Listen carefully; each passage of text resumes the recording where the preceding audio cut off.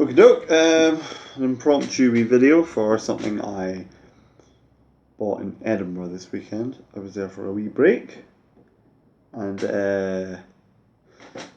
went to the CEX on, yeah, I know, CEX.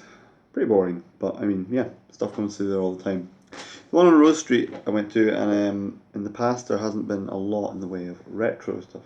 Bloody hell, that sounds lovely. Going out my eyes. Yeah, there's not been a lot of retro stuff there, so I didn't have my hopes up, but I came across something quite nice, and I knew I had £20 left from the duplicates and controllers I sold from the big bag of goodies my friend gave me. So yeah, it's a nice envelope they gave me, which is quite nice and considerate. When I buy cartridge games, spoiler alert, yeah, they often give me a wee sealed envelope, which is nice because being such a big kind of company they are, I don't know. I mean, maybe they don't have to do that sort of thing, but it's nice. Yeah. Anyway, here we go. Oh, lovely. I am personally, I find it interesting how, I mean, fascinating is maybe a bit much, but how attractive and exciting a shiny gold coloured plastic cartridge is even today. And even being, slightly bumped up, but the label is pretty pristine.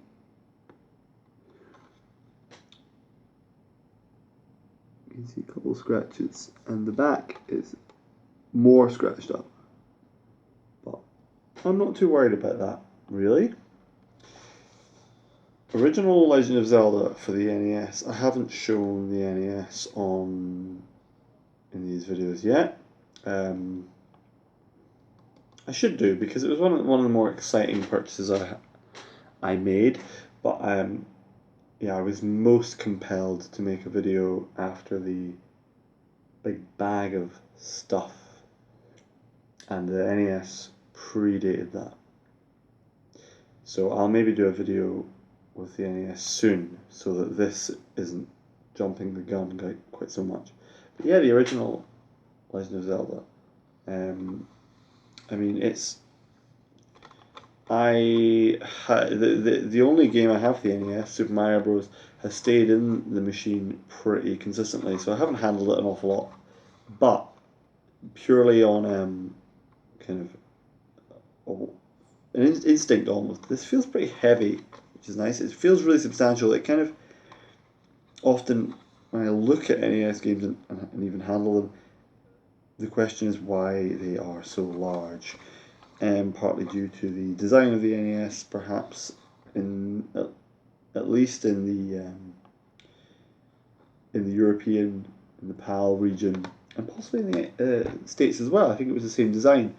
It's kind of deliberately made to look like a home appliance VHS player, kind of specifically is what it reminds me of, with the lift top, which you can hear but not see, and that kind of press down motion. I mean, it's like a VHS. It's pretty large. Yeah. Anyway, so this to me is like quite a, having grown up with the Sega Mega Drive first, and then really been playing contemporary games that were new at the time I was playing them, with the PlayStation 1 first.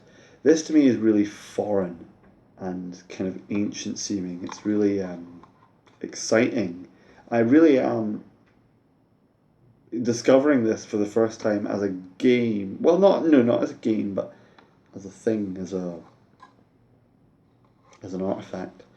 I've played the original Zelda on Mainly on the Zelda Collector's Edition. I played that for the first time when that was new.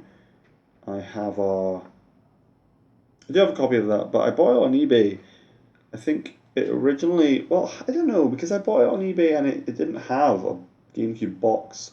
I just got in a kind of rewritable CD box type thing. Um, and yet I have consistently, in the meantime, seen Zelda Collector's Edition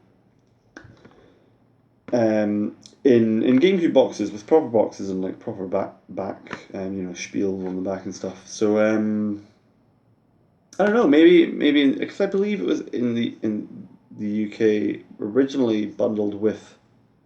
I know that in the States or in Japan it was bundled with pre-ordered Wind Wakers, but I think I think it was bundled with console packages over here,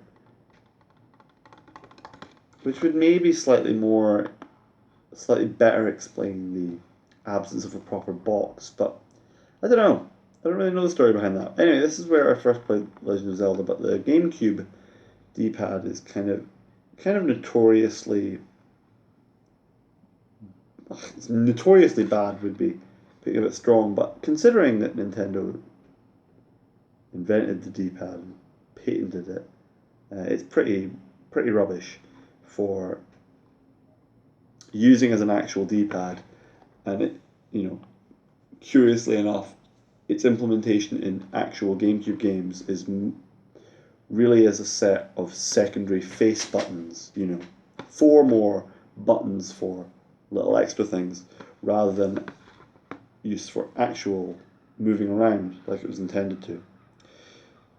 And I played it on a couple of emulators a little bit since, but I am looking forward to playing this as it was intended to be played, blah blah blah, for the first time, and on you know, on an NES. So I think it will look the way that I would like it to look. I don't like. Well, I recognize that on emulators, certain emulators, and re-releases and ports and things like that, things kind of look a little bit too perfect, you know. And I'm kind of looking forward to playing it in glorious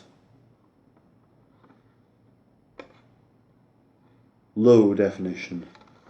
I think the original game is great. I kind of have a not guilty but unpopular almost preference for Zelda 2. Again, I only played it on ports, re-releases, and emulators, but this is a really great game, obviously, and I really do think it stands up to time. Um, Stands up to time. Does that make sense? I really do think it is still a very good game, but from a historic point of view, it's interesting to see how it heralded games like, you know, Skyrim that are very free and open, and Skyrim's like my one example of a game like that is in any way sort of contemporary that I have played. But I know a lot of these Western RPGs, you know, they're very free and open. Anyway, it really heralded that because for its time it's pretty free for a video game, and yet the direction in which Zelda would go was a lot more linear. And I haven't yet played Breath of the Wild, but I know that that's kind of a return in this kind of free direction. But you know, it's really exciting. It's quite free. I've not played it so much that I know exactly where to go all the time, but I am kind of semi-aware of some of the more obtuse secrets. So I think I'm going to really enjoy playing this properly and playing it on original NES. And I'm just so excited by the cartridge, how it looks. I still think it looks great, and it really retains for me that, I mean, it looks like treasure, which is, it's kind of exciting to find something like this that still, to some extent, makes you feel the way it was sort of supposed to make children feel. I pointedly say children. I suppose to acknowledge the, it's kind of cynical. It's a marketing thing. It's a commercial thing, but yeah, young men who develop these hobbies of spending money, of collecting, they can kind of subvert that. They can kind of fall back into it, and I suppose that is the delicate line I am treading. This whole nostalgia thing. Anyway, I think it's brilliant. Looks cool. I'm gonna enjoy playing it. I'm definitely gonna play this, and soon I hope. But it's quite an exciting thing to add to my collection. Cheers.